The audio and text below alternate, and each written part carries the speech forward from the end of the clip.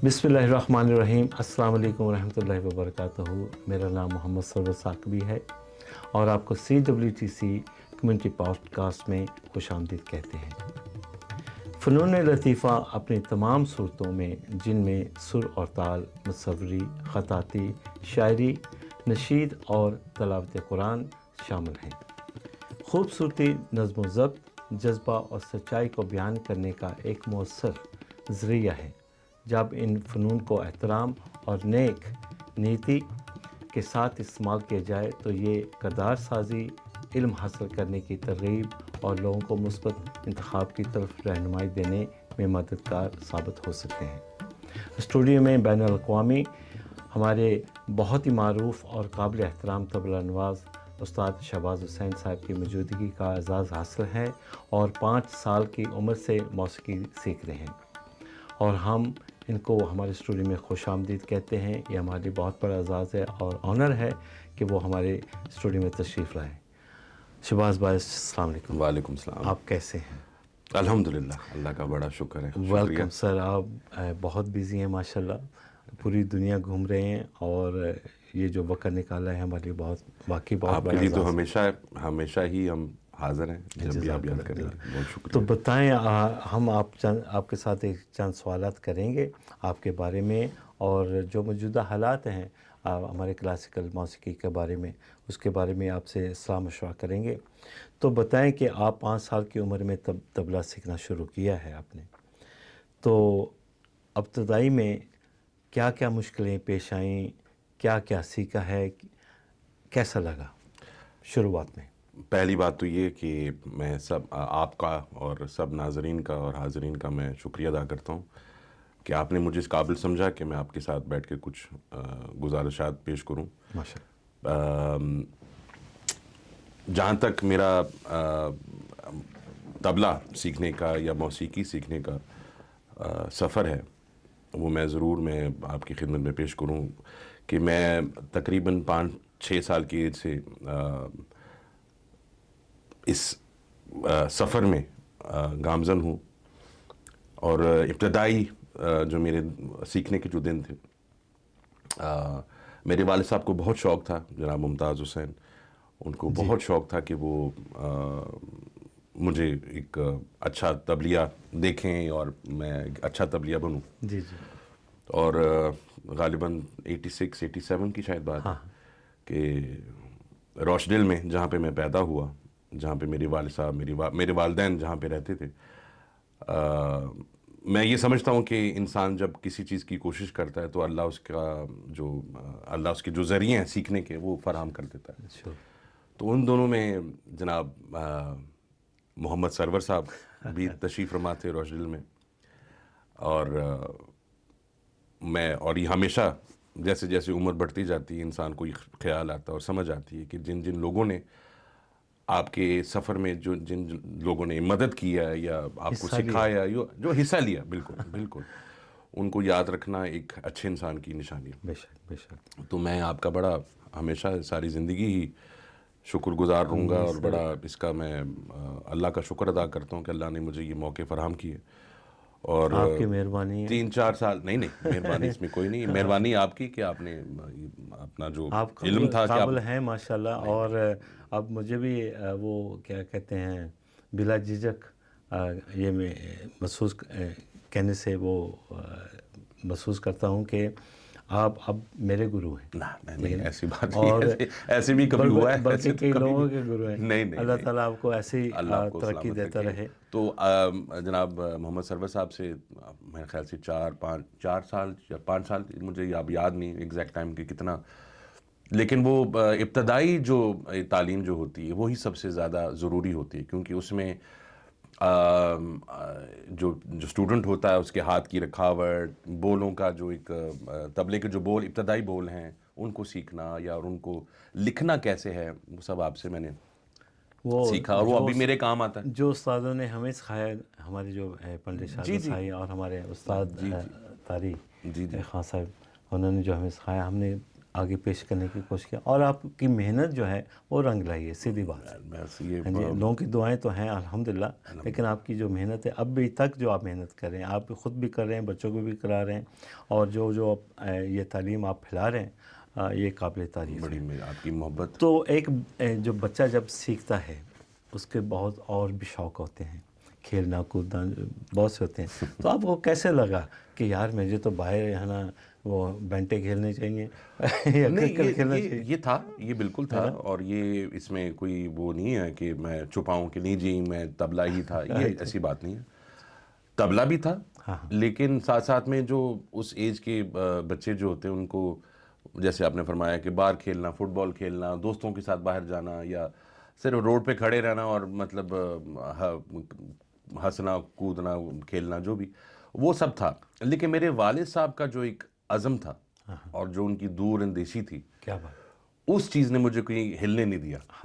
اور پھر میں نے بھی کہا کہ ٹھیک ہے جی، اگر آپ کی یہی مرضی تو پھر میں قربانی دینی پڑتی ہے، قربانی دینی پڑتی ہے. اور آپ نے کسی بھی چیز میں مجھے لگتا ہے کہ اگر آپ کسی چیز کو پانا چاہتے ہیں تو سیکریفائس، قربانی، اور اپنے خواہشات کو مارنا اور بڑی حد تک مارنا، یہ بہت ضروری ہے. یہ فوکس رہنا، اور کس لیول پہ آپ لے جانا چاہتے ہیں. جی بالکل.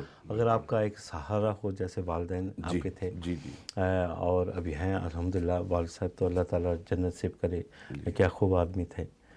وہ ہیں ہی، کیونکہ ان کا پریزنس جو ہے وہ ہمیشہ رہتا ہے جب بھی بات کرتے ہیں. بے شک. تو یہ سب انہی کی جوتیوں کا صدقہ ہے، بے شک بے انہی شک. کی دعاؤں کا صدقہ. تو جب آپ نے کئی اساتذہ سے سیکھا ہے، ان کے نام بھی آپ لیں گے، کیا کیا سیکھا، کیا ملا ہے، اور کیا تربیت دی ہے ان کے یہ بڑا اچھا علم سوال، میں؟ یہ بڑا اچھا سوال ہے، یہ بہت ہی، اور یہ بڑا اہم سوال ہے.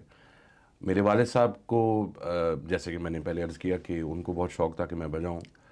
تو پھر ارلی 90s میں 91 میں میری بڑی خوش نصیبی کہ میرے استاد فیاض خان صاحب، دلی گھرانے کے بہت بڑے طبلہ نواز کیا تھے. بات، استاد فیاض خان صاحب وہ انگلینڈ میں تشریف لائے، ایک کوئی غالباً کوئی پروگرام تھا.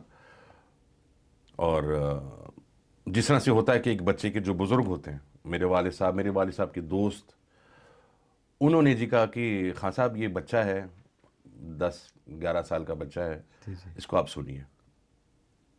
تو خان صاحب نے کہا جی بالکل آپ لے کر آئیے بچے کو. تو اگلی صبح ناشتے پہ ہم لوگ ملے، تو والد صاحب نے کہا طبلہ رکھو اور ساتھ لے کر چلو. تو خان صاحب نے کہا کچھ سناؤ. تو میں سنانا، 10-11 سال کا بچہ کیا سنائے گا. نہیں ماشاءاللہ بہت اچھا. مجھے ابھی تک یاد ہے کہ وہ ایک جگہ ایک پراؤڈ بچہ ہے، یعنی کہ گڈ سینس، پازیٹیو سینس میں. ہاں جی، بیٹھ کے جہاں بھی بٹھا دیا آپ نے سنا بیٹھ گئے. تو 5-7 منٹ میں نے بجائے ہونا، لیکن خان صاحب نے کہا کہ ٹھیک ہے یہ میں بچہ شاگرد کرتا ہوں. تو وہ 91 سے لے کر ان کی ڈیتھ تک، ان کے انتقال کر جانے تک، 2014 تو سمجھ لیجئے آپ 22-23-24 سال میں ان سے باقاعدہ تعلیم لیتا رہا، سیکھتا رہا. اور ہر سال وہ یہاں آتے تھے، 3-4 مہینہ رہتے تھے. اور کیا شخصیت، میں بھی شرف حاصل ہوا مجھے. اور اتنے جنرس اور اتنے گیونگ اور اتنے فراخ دل، کھلے دل کے ایک انسان تھے. اور علم کے تو ان کے کیا کہنے، میں کیا عرض کروں، کتنے بڑے اور کتنے عالم لوگ تھے اپنے کام کے. اور انہوں نے مجھ پہ بڑی شفقت کی، بڑا میں ان کا شکریہ ادا کرتا ہوں کہ انہوں نے بڑا مجھے پیار کیا. پھر اس کے بعد لاہور جانے کا مجھے موقع ملا، اور وہاں پر استاد میاں شوکت حسین خان صاحب جو دنیا کے بہت مانے اور بہت بڑے استاد میاں شوکت حسین خان صاحب، اور جنہوں نے ان کو سنا ہے وہ جانتے ہیں کہ ان کے طبلے میں ایسا ایک جادو تھا کہ میں بیان نہیں کر سکتا. سنگت سے لے کر سولو سے لے کر انہوں نے بھی بہت مجھے پیار کیا. ان سے بھی 8-10 سال میں سیکھتا رہا. اور ان کی انتقال کر جانے کے بعد میری بڑی خوش نصیبی کہ استاد اللہ رکھا خان صاحب جو مجھے کچھ کہنے کی ضرورت نہیں ہے، وہ اپنی کسی تعارف کی محتاج نہیں ہے. ایک بہت بڑے استاد، پنجاب گھرانے کے. بہت بڑا نام. بہت بڑا نام. تو ان سے بھی سیکھنے کا موقع ملا مجھے 4-5 سال ان کے انتقال کر جانے تک. پھر مجھے اور ابھی تک یہ ایک مسلسل ایک جاری ایک ایسا سلسلہ ہے جی جی. کہ انسان سیکھتا رہتا ہے. اچھا شہباز بھائی، جب ہم بات کرتے ہیں سیکھنے کی، سیکھنا ایک بات، علم حاصل کرنا الگ بات، جی. لیکن اس کام میں روحانیت جو ہے، استادوں سے آپ نے کیا سیکھا ہے، آپ کیا محسوس کرتے ہیں؟ بالکل یہ ایسا ہی ہے کہ میں اپنے اللہ کا بڑا شکر ادا کرتا ہوں کہ مجھے استاد ایسے ملے، رہنما ایسے ملے کہ جو بڑے درویش صفت لوگ تھے. ہاں. واہ. اور اللہ سے ڈرنے والے لوگ تھے. واہ. اور یہ بہت بڑی بات ہے، بہت بڑی چیز ہے. بے شک. کیونکہ جب میری تعلیم ہوتی تھی طبلے کی، طبلہ تو سیکھنا لازمی وہ تو ہے ہی، جی جی. لیکن اس کے ساتھ ساتھ انسان کو کس طرح سے ہونا چاہیے، انسان ایک دوسرے انسان سے کیسے ملے، عاجزی کیا چیز ہے، انکساری کیا چیز ہے، دکھاوا نہ کرنا وہ کیا چیز ہے، واہ. اور انسانیت کیا چیز ہے، اپنے آپ کو کسی زوم میں نہ آنا، یا کسی اپنے بارے میں ہوتا نا کہ غرور تکبر کرنا، اس سے کیسے بچنا ہے، واہ. اپنے آپ اپنا محاسبہ کیسے کرنا ہے انسان. تو میں یہ سمجھتا ہوں کہ جو انسان اپنا محاسبہ کر سکے وہی انسان کامیاب ہے. بہت بڑی اچھی بات ہے. اور اسی پہ سوال آتا ہے کہ ایک اچھا استاد جو ہے اس میں کیا ایٹریبیوٹس ہیں، کیا کوالٹیز ہونی چاہیے؟ واہ. ایک اچھا استاد، جہاں تک میرا خیال ہے، جو میرا ایکسپیرینس ہے، جیسے میں نے پہلے عرض کیا کہ اچھا استاد درویش پہلے تو درویش ہو، جی جی جی. دنیا داری سے اس کا تعلق کم ہو، اپنے کام سے، روحانیت سے، اور اپنے دین کے بہت قریب ہو، نماز کا پابند ہو، اللہ کا یعنی ورد کہ ذکر، بہتر انسان بناتا ہے. بہترین، بے شک یہ سب سے بڑی بات ہے. اور ساتھ ساتھ ان میں صبر بھی ہو. صبر بھی ہو اور صبر کی تلقین کرے. ہاں. اور اچھا کردار کیسے ہونا چاہیے. بے شک بے شک. تو یہ چیزیں جیسے چاہے وہ اسٹیج ہو چاہے آف دی اسٹیج ہو. بے شک بے شک. تو ایک کہاوت ہے، بلکہ میں یہ کہاوت کہوں، شاگرد جب استاد کو کا سلیکشن کرے وہ کیا کہ دودھ پیو چھان کے اور گرو کرو پہچان کے. واہ.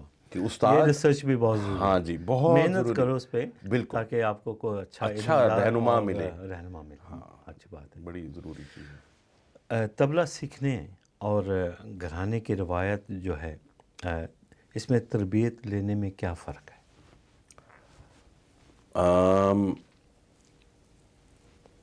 مختلف گھرانوں کی اگر آپ بات کریں، ٹھیک ہے، اگر آپ مختلف گھرانوں کی اگر بات کریں تو تربیت تو ایک ہی ہے، کیونکہ آپ ساز جو سیکھ رہے ہیں، جو آپ بول سیکھ رہے ہیں، جو اس کا ان کا انداز ہے، ان کا انداز مختلف ہے، میٹیریل وہی. مثال کے طور پہ کوئی تبلیغ کی زبان میں اگر میں بتاؤں آپ کو کہ قاعدہ ہے، یا کوئی گت ہے، پرن ہے، ریلا ہے، اور کوئی چلن ہے، یا پیشکارا ہے، جس طرح ہم لوگ پنجاب میں، دلی میں بجاتے ہیں. اگر ہمیں مختصر سا ایک ایگزامپل دے دیں تو بڑا مزہ ہے. ان سب چیزوں کا ایک دے لیں. مثال کے طور پہ اگر میں اب مجھے چھیڑ دیا، آپ نے مجھے حکم کیا تو میں ایک گت پڑھتا ہوں. میں ہاں بسم اللہ. میرے دادا استاد میاں قادر بخش، ان کی چیز ہے، اور بہت پرانی چیز ہے.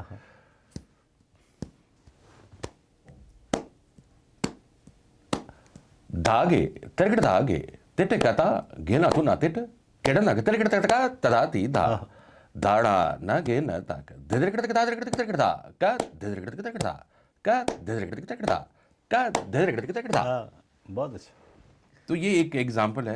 ایسی سینکڑوں چیزیں، ہزاروں چیزیں ہیں جو ہم سیکھتے ہیں.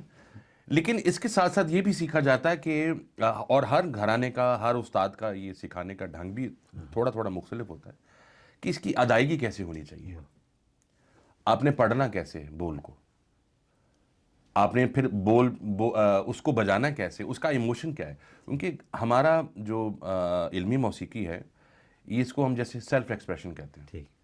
کیونکہ آپ نے صرف بجانا نہیں، آپ نے جو انسان کے جو ایموشنز ہیں، جو جذبات ہیں، ان کو ظاہر کرنا ہے. وہ ایکسپریشن ہے. ایکسپریشن ہے، اس میں غصہ بھی ہے، اس میں رومانس بھی ہے، اس میں اداسی بھی ہے، میلنکولی بھی ہے، کسی کا انتظار بھی ہے، مکمل بات چیت ہے. ایک پورا. ہاں جی، جو انسان جذبات محسوس کرتا ہے، انہی جذبات کو آپ نے اپنے کام کے ذریعے، موسیقی کے ذریعے، اور یہ بہت ایک بہترین ذریعہ بالکل کہ آپ جذبات کو، انسانی جذبات کو آپ پیش کریں.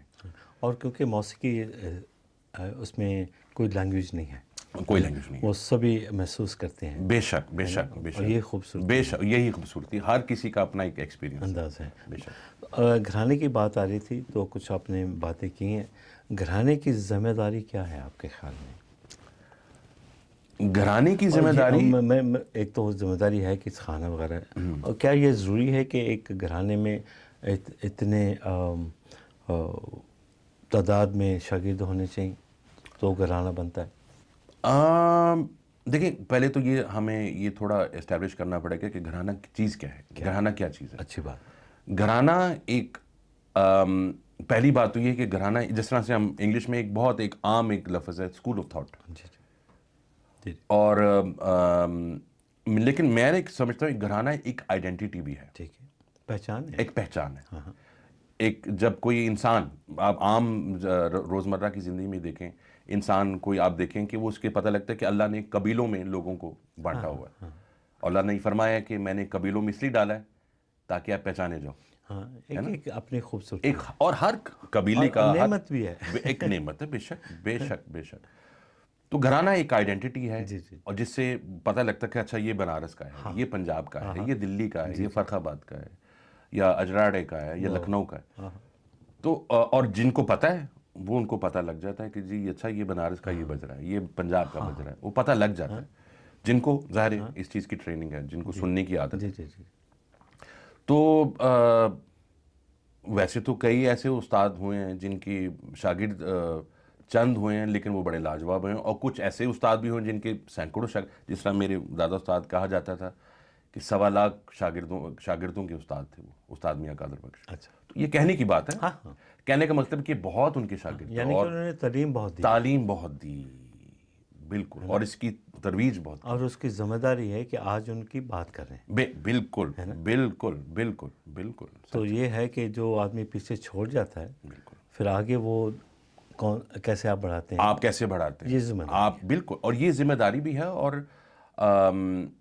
میرے خیال سے یہ ایک قدرتی ایک عمل بھی ہے کہ جو اس کو آگے لے چلتے ہیں اس کا وہ پھر کام بڑھتا بھی ہے، اور وہ گھرانے کا نام بھی آگے بڑھتا ہے. اور خاص کر گھرانے کی بات آتی ہے، استاد کی بات آتی ہے، تو وہ اپنے شاگردوں کو آگے کیسے لے کے جاتے ہیں. جی بالکل بالکل. اور یہ بھی ہوتا ہے کہ ضروری نہیں کہ ایک شاگرد جو ہے آپ کو سکھا رہے ہیں وہ کسی لیول پہ پہنچے، لیکن کم از کم وہ اپریشیٹ کرتا ہے. ہاں جی بالکل. کہ یہ کیسے بج رہا ہے، یہ کیسے آپ سن رہے ہیں. بالکل. اس سے آپ وہ اس کی اپنی ایک اپنی مزے کے لیے آتی ہے، اپریشیشن بڑھتی ہے، سیلف ڈیولپمنٹ ہوتی ہے. بالکل. تو وہ آگے لے کر جاتا ہے. ہاں، وہ ضروری نہیں کہ وہ پرفارمر ہی بنے. تو لیکن پھر جو کوئی نکلتا ہے تو پھر اس پہ محنت ہوتی ہے، ایمانداری سے محنت ہوتی ہے کہ نہیں. کیونکہ یہ یاد رکھنا چاہیے، جو بھی کسی گھرانے کے ریپرزینٹیٹیو ہوں یا کسی خاندان کے ریپرزینٹیٹیو ہوں، ان پہ بہت ایک ذمہ داری ہے، بہت ذمہ داری. اچھا، کچھ لوگ ایسا بھی سننے میں آتا ہے کہ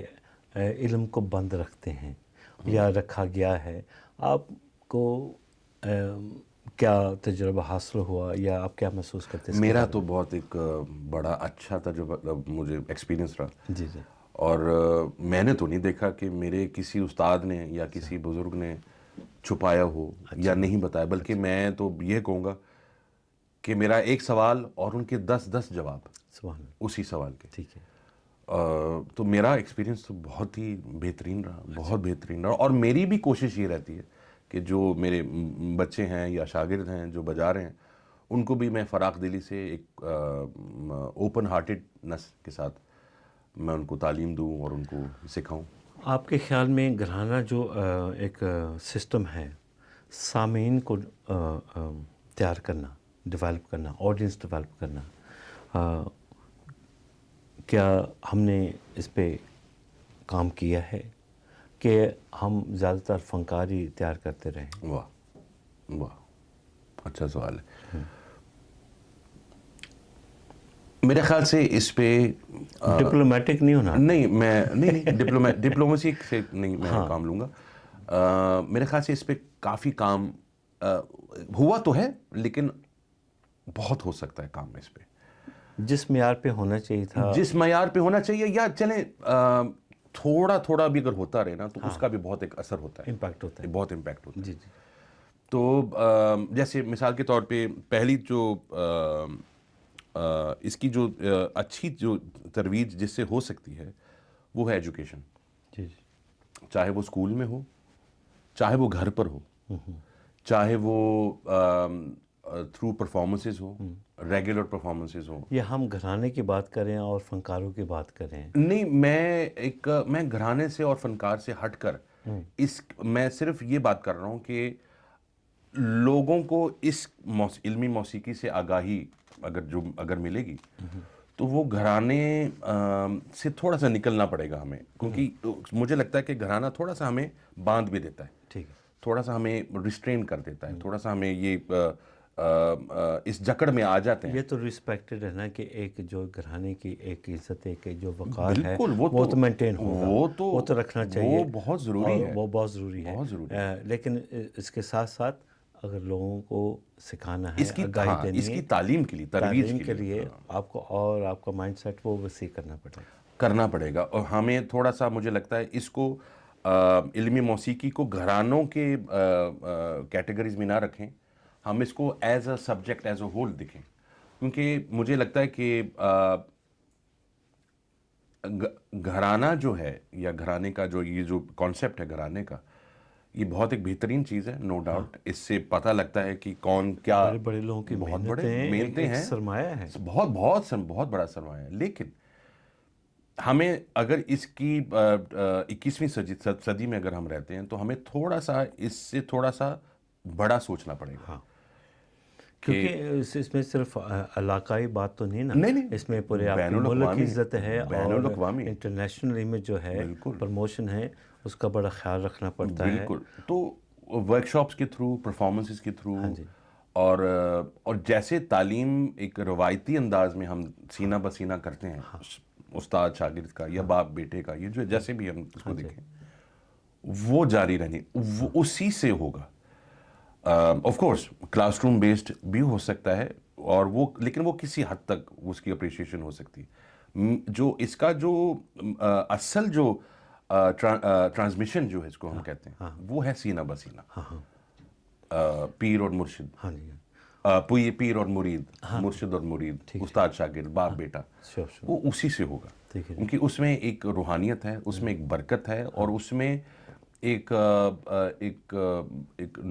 کیا کہنا چاہیے، نور ہے اگر اس میں کہہ لیں. اگر آپ یہ جو سسٹم ہے، جیسے پنڈت بت کھنڈے، ہاں جی، انہوں نے جب آئے یہاں یورپ میں آئے تو انہوں نے دیکھا کہ میوزک جو ہے کتنے سسٹم میں ہے.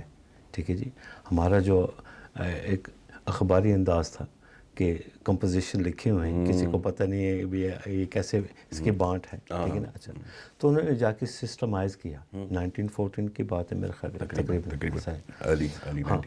تو اس سے پھر کیا ہوا کہ ہندوستانی میوزک جو ہے پھیلا ہے. ٹھیک ہے نا. کیونکہ اس میں آپ ضروری کہ ایک فنکار بنیں گے، لیکن اپریشیشن ہے ساتھ ساتھ میں، اور علم موسیقی آپ آپ کر رہے ہیں. تو پھر جب فنکار کے بننے کی بات آتی ہے تو وہ ایک جو استاد شاگرد جو معاملہ ہے وہ ضروری ہے، اس کا ایک اور انداز ہے. تو ایسا کچھ ہمیں ڈیولپ کرنا چاہیے. پاکستان میں چلتا ہے، لیکن لوگ اکثر سمجھتے کہ گزارا ہے، اس کو سسٹمائز نہیں کیا گیا ہے نا. ایک جو سلیبس ہوتا ہے، کریکلم ہوتا ہے، جہاں کہ ایک سلیبس کو آپ لے کر ایک جو عام پیغام ہے جو تعلیم آپ پھیلا رہے ہیں، اس میں لڑنے کی بات نہیں، کمپٹیشن کی بات نہیں، تو یہ آپ کے خیال میں یہ ہمیں سسٹم کچھ ایجاد کرنا چاہیے یا ہے یا نہیں ہوا بھی ہے، ہوا ہے کافی حد تک ہوا کہ اس کو مثال کے طور پہ جیسے آپ نے فرمایا کہ باد کھنڈی جی نے کیا کیا کہ ایک خیالی سسٹم کو کاغذ پہ لکھا کہ راگ بنا دینا. ہاں جی بالکل، اور وہ کافی رسائی، اس کی کافی حد تک رسائی لوگوں کو سمجھ آئے کہ راگ درباری کیا ہے یا تین تال کیا ہے یا اور بھی راگ آپ کہہ لیں،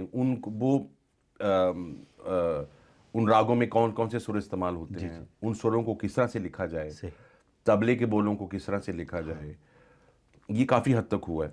لیکن اب ٹیکنالوجی کا زمانہ ہے، اے آئی کا زمانہ ہے، اب ایسے کتنے اچھے ٹولز اور بھی آ چکے ہیں کہ جن کے ذریعے آپ شاگرد جو صرف سن کے نہیں اگر سیکھ سکتا، وہ دیکھ کر سیکھ رہا ہے. ہاں صحیح. میں اگر اپنی بات میں بتاؤں، میں یہ کوشش کرتا ہوں، مثال کے طور پہ ایک کمپوزیشن ہے طبلے کا، جی پہلے تو میں یہ بتانے کی کوشش کرتا ہوں کہ اس کمپوزیشن میں کون کون سے پیٹرنز ہیں، یس، کون کون سے بول ریپیٹ ہو رہے ہیں. جی جی جی. مثال کے طور پہ کون کون سے بول کن کن لیوں میں ہیں، کن کن سپیڈز میں ہیں. تو میں پھر کیا کرتا ہوں، اگر کوئی پیٹرن نظر آ رہا ہے تو ان پیٹرنز کو کلر کے ذریعے میں ہائی لائٹ کر لیتا ہوں کہ اگر کوئی ریپیٹیشن ہے کسی بول کا، وہ ریڈ میں کر دیا، یا اگر کوئی بول کسی مختلف کسی دوسری لے میں ہے تو اس کو میں نے ہائی لائٹ کر دیا یا انڈر لائن کر دیا، یا تاکہ مطلب کہنے کا مقصد یہ کہ ویژولی وہ شاگرد کو سمجھ آئے کہ ہو کیا کیونکہ ہے. ایز اے استاد جو ہے، کیونکہ جب کلاس ایک ہوتی ہے تو اس میں 10 بچے بیٹھے ہیں، ہر ایک کا اپنا لیول ہے، مائنڈ سیٹ ہے، بالکل سمجھنے کی وہ صلاحیت ہے، ٹھیک ہے نا. تو اگر آپ وہ کریٹیو بن رہے ہیں کہ اگر بچہ یہ نہیں سمجھ رہا تو ایسے سمجھے گا، ایسے نہیں تو It makes it easier. ہاں، تو یہ بھی ضروری ہے. تو اسی بات پہ اکثر آن لائن جو ہے آج کل جو ہے، internet is Google is the biggest master of all, I think. If use اگر آپ کو پازیٹیو. تو یہ ہے کہ آن لائن سیکھنے میں اور استاد شاگرد سیکھنے میں کیا محسوس کرتے ہیں؟ بگنر کے لیے دونوں میں کیا فائدے ہیں اور کمزوریاں کیا ہیں؟ بگنر میں فار اے بگنر اگر جو شروع کر رہا ہے، میرے خیال سے آن لائن اس کے لیے ٹھیک نہیں ہے. ٹھیک. کیونکہ جب تک کہ شاگرد سامنے بیٹھا نہ ہو، استاد کے اورا میں اگر جب تک نہ ہو، ہاں، وہ نظر ثانی ہونے، ہاں، اور جب تک کہ استاد ہاتھ پکڑ کے ہاں، وہ اس کو کہتے ہیں نا مین ہینڈل نہ کرے، جب تک تب تک بچہ وہ سمجھ نہیں پائے گا ہاتھ کی رکاوٹ کیسے کرے. یہ تو بہت ضروری چیز ہے، یہ بہت ضروری چیز ہے. اور جب تک استاد سامنے نہ ہو تب تک آن لائن دراصل چونکہ ظاہر کووڈ کے زمانے میں ہم لوگوں نے سب یہ اسٹارٹ کیا تھا، تو اب تو خیر بہت ڈیولپ ہو چکا ہے. بس بھائی، جو گھرانہ سسٹم ہے فنکاروں کو تو تیار کرتا ہے. کئی لوگوں نے بہت محنت بھی کی ہے آگاہی دینے میں بھی. آپ کے خیال میں یہ مزید اس پہ اور کام ہو سکتا ہے، جہاں کہ آپ آڈینس ڈیولپمنٹ، سامعین کو تیار کرنا، اپریشیشن کروانا، آپ کے خیال میں کیا کیا کر سکتے ہیں؟ یہ بالکل بہت سارا کام ہوا ہے، جہاں پہ جیسے آپ نے کہا کہ فنکاروں کو تیار کرنا اور بچوں کو تیار کرنا، شاگردوں کو تیار کرنا اور ان کو ایک پرفارمنس لیول پر لے کر آنا، وہ بالکل ہوا ہے. لیکن جہاں تک اپریشیشن کی جہاں تک بات ہے، وہ انسٹیٹیوشنز اور جہاں پہ مثال کے طور پہ کوئی ایسی کوئی اکیڈمی ہو یا جہاں پہ اس کی ترویج جہاں پہ دی جا سکتی ہے ایک سطحی طور پر، اس کی اپریشیشن ہو سکتی ہے. اور آڈینس ڈیولپمنٹ میں بہت کام ہوا ہے، لیکن مزید ہو سکتا ہے، بہت بہت سارا کام ہو سکتا ہے. میرے خیال سے at the end of the day یہ تو صرف ڈیوٹی ہے نا ایک گھرانے پہ تو نہیں نا. نہیں بالکل بالکل ظاہر ہے کہ گورنمنٹ کا بھی ایک رول ہے، بے شک اس میں اسکولز ہیں، کالجز ہیں، انسٹیٹیوشنز ہیں، اکیڈمیز، جیسے آپ نے کہا ہے. بالکل گورنمنٹ بہت کچھ کر سکتا ہے. جہاں پہ ہم رہتے ہیں یو کے میں، یہاں پہ بہت سے ایسے مواقع ہیں جہاں پہ گورنمنٹ آپ کو سپورٹ کرتی ہے, آرٹسٹوں کو سپورٹ کرتی ہے کہ وہ اپنا کام آگے لے کر آئے. اگر آپ کوئی کلاسز ارینج کرنا چاہتے ہیں, ورک شاپس کرنا چاہتے ہیں, تو گورنمنٹ سپورٹ کرتی ہے. لیکن بہت کچھ ہو سکتا ہے, بہت کچھ ہو سکتا ہے. جتنی عمر میں ہم دیکھتے آئے ہیں, کچھ 35-40 سال تو ہو گئے, جی بہت سے فنکار آئے ہیں ہمارے پاکستان سے, گروپس آئے ہیں. ایجوکیشن کے لحاظ سے آپ کے خیال میں اس پہ غور و فکر ہوا ہے؟ غور و فکر شاید جس طرح سے ہونا چاہیے شاید اس طرح سے تو نہیں ہوا. لیکن ہمیں یہ بھی یاد رکھنا پڑے گا کہ فنکار کا کام کیا ہے. فنکار وہ ہے جو اس آرٹ کو پیش کرے, اور وہ آرٹ کو کس طرح سے پیش کیا جاتا ہے, اسٹیج پر پرفارمنس کے ذریعے وہ پیش کیا جاتا ہے. اس کے بیک گراؤنڈ میں جو کام جو ہونا چاہیے, وہ پھر وہی میں بات کروں گا کہ اس میں گورنمنٹ کا, انسٹیٹیوشنز کا, اداروں کا, اکیڈمیز کا, اسکولز کا اور آرگنائزرز کا, ان کا بھی ہاتھ ہے اس میں کہ وہ کس طرح سے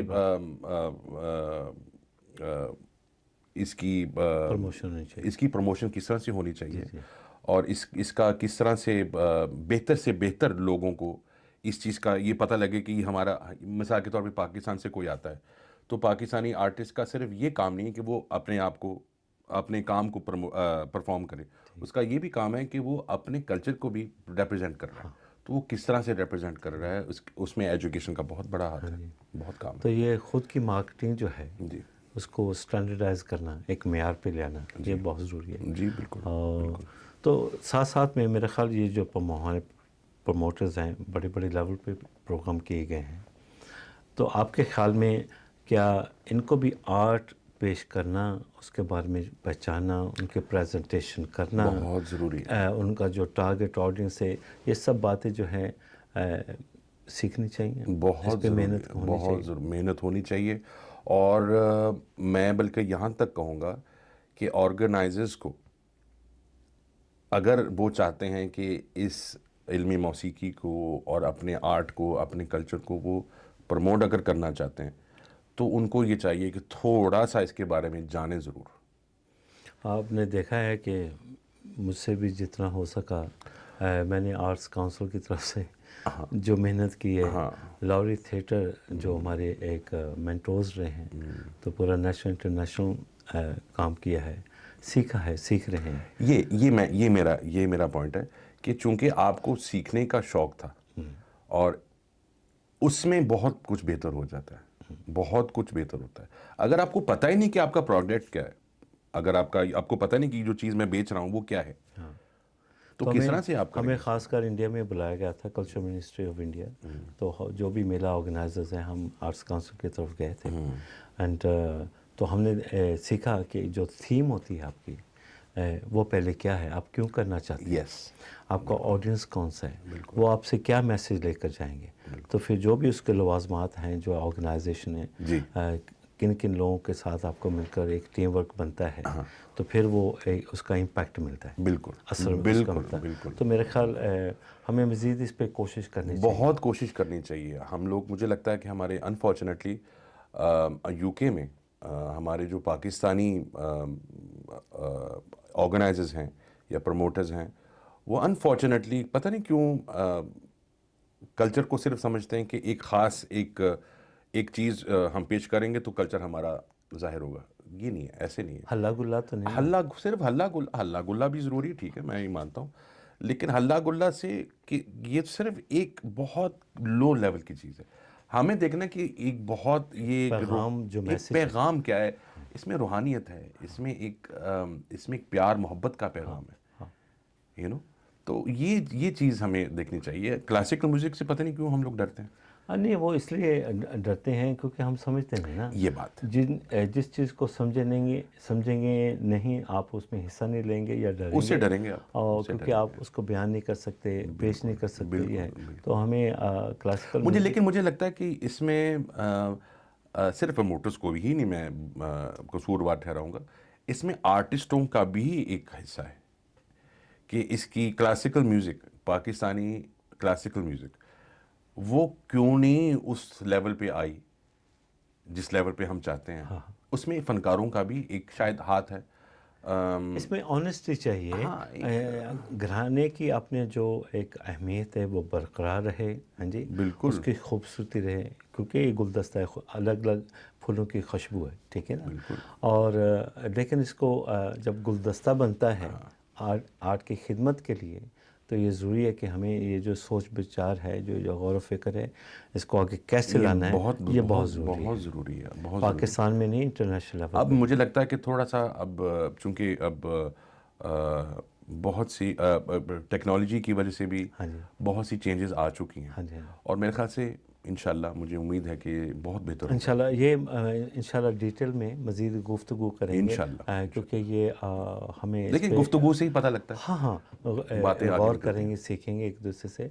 اور یہ بھی ہے, آپ نے ٹیکنالوجی کی بات کی, آن لائن اور استاد شاگردی میں کیا فرق ہے؟ سینہ بسینہ اور آن لائن.